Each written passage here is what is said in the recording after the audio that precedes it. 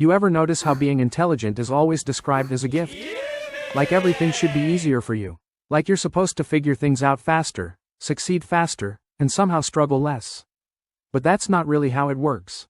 Because intelligence doesn't just make life clearer. Sometimes, it makes it heavier. Psychology actually shows that highly intelligent people often deal with struggles that aren't obvious from the outside. Not physical struggles, but mental, emotional, and sometimes even existential ones. And most people never see them. One of the biggest is overthinking. Your mind doesn't just process things, it loops them.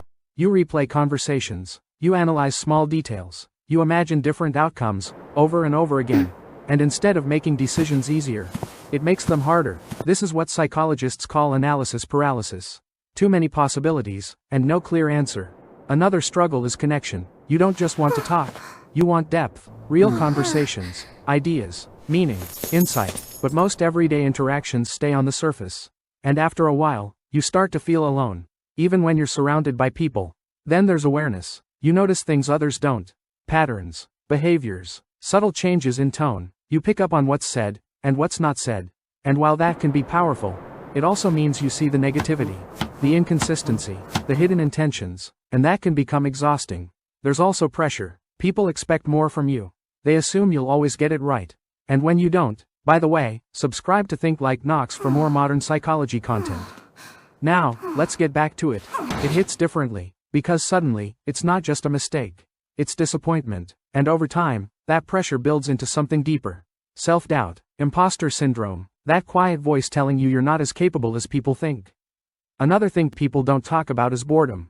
Your brain needs stimulation, challenge, something to engage with, and when that's missing, everything feels slow, repetitive, empty. It's not laziness, it's a lack of mental friction. Without it, motivation disappears.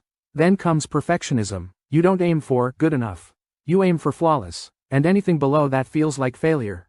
Psychology calls this maladaptive perfectionism, and it often leads to burnout. Because no matter what you achieve, it never feels like enough. You also tend to question everything. Not just the world, but yourself. You don't accept ideas just because they're popular. You analyze them, break them down, test them, and while that kind of thinking drives growth, it can also create distance. Because not everyone wants to question things that deeply. Some people prefer certainty, simple answers, and that difference can make you feel disconnected. Then there's the emotional side. Highly intelligent people are often highly empathetic. You don't just understand emotions. You absorb them, other people's stress, their pain, their struggles, and sometimes, you carry things that were never yours to begin with. Psychologists call this emotional contagion. And over time, it becomes heavy. Being intelligent isn't just about knowing more. It's about seeing more, layers, patterns, contradictions. Things others might never notice. But that awareness comes at a cost.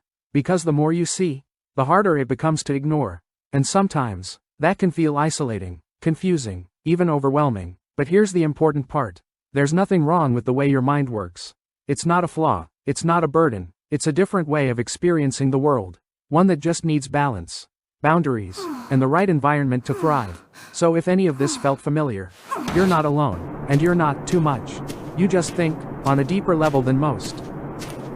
Thanks for watching Think Like Knox. Subscribe for more modern psychology content.